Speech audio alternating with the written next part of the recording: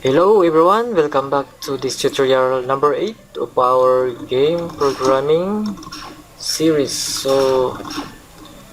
Okay, let me just play a little bit of what I have done. So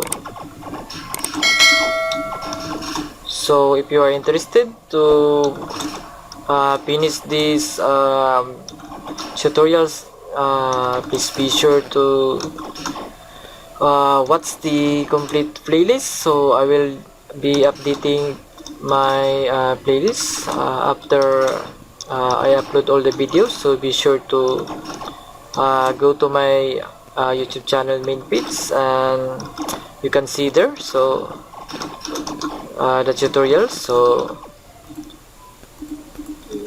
So let me just close this one and minimize okay, so open your project. I hope that you really still follow with me within this video. So let me just close this one. So in the previous video we just created the utility class, so the viewport utility class. And this class will help us to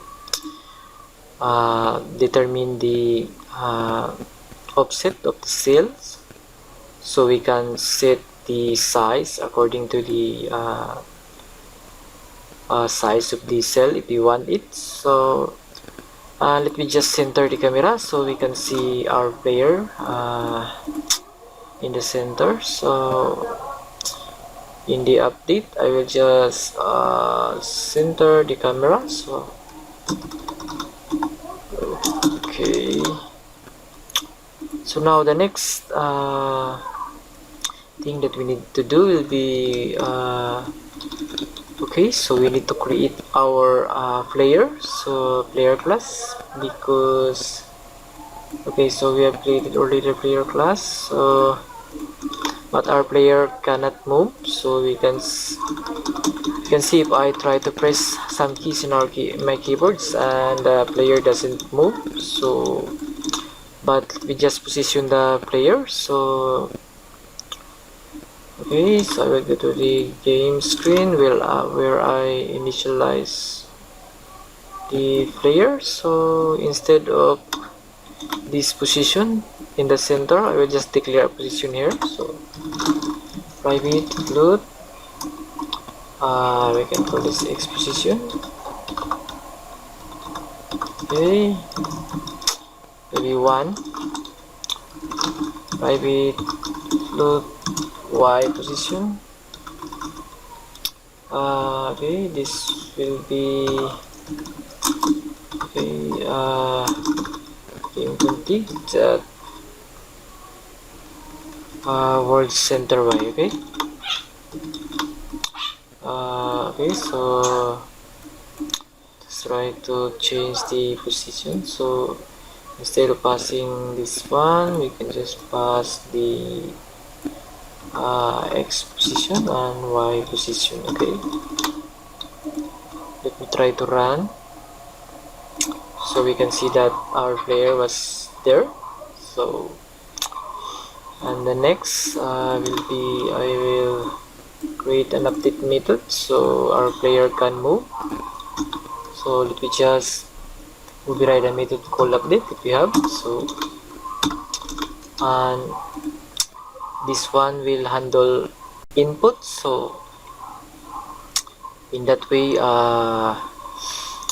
we can query some user input, and then we are going to call this one in the game loop. So it will be updated so while the game is running. So in this method we can first I will going to declare. So let me just create a logger, so an import logger, and now I will declare maybe above a constant for the key final int. So this will be the, since our player will be move only in the Y axis, so basically he will just move from this access. So I will declare a keys that will be triggered. So I will call this one default app key. App key will be equal to input that keys that maybe W. So that is the common keys. Static should be static. So static final int default down key will be input, so that keys that s. Okay, now I need to put semicolon. So for now that is the key that we are going to declare. So now in this we need again in this update method I will just create a boolean to check whether the app key is pressed, and I will call the GDX that input that is key press, and then pass in the value. So default app key. Another boolean will be for down key. So down key press will be equal to GDX that input that is key press, and then pass the down key. So now let's declare if statement that will check whether the key is pressed or not. So if up key press, then what we are going to do will be set y, and we need to declare a speed.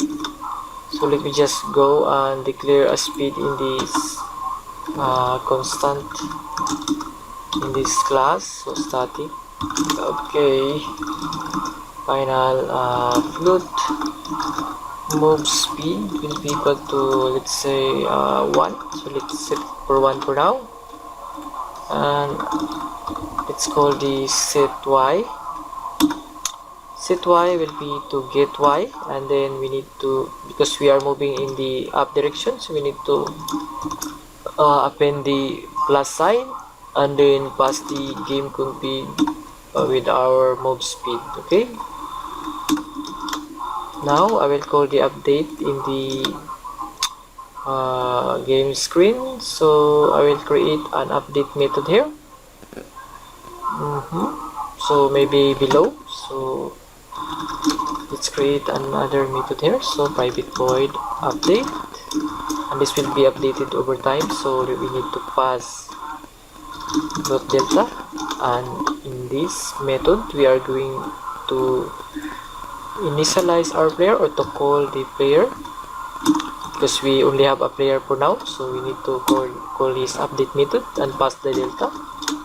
So now if I'm going to run, the player should move up, or okay, so it doesn't move, so because we did not call the delta in the render method. So okay, maybe we will just update this one. So as in the delta, just uncomment and check.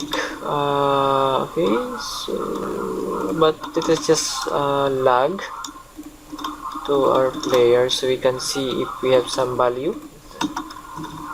Lag that debug, let's say up key press, and okay, I think that is all what we need. So just to have some lag in the console. So and now let us try to run. If we can see our player will be moving, so we can see our player is moving, and you can see it's printed in the console, but our player is very now far in our world. So what we are going to do, we need to decrease the movement. So we'll just decrease the movement by 0.24, and let us try to run it again if we can Okay, so it's now this one, so that works well, so I think that is fine. So I will now set another method. I will just copy this one to shorten the time, so I'll just remove, or I'll just change this one to down key press, and we need to decrement so the speed.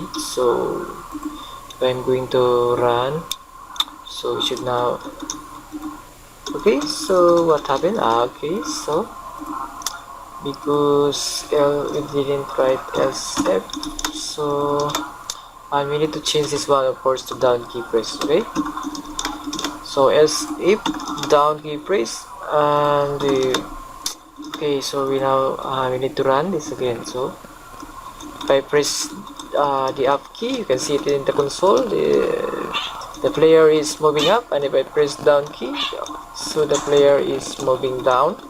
But the problem is the player can go out to the world, so and we don't want it. So and this is what we are going to do in the next tutorial. So I hope to see you in the next tutorial, guys. If you like this video, please be sure to like, and if you have some question, please write in the comment box, and subscribe to my channel. If you feel that you would like to support me within this video tutorial, you can visit my Patreon page and donate any amount you wish, so it can help me to continue creating this free content. I hope to see you in the next tutorial, guys. So bye for now.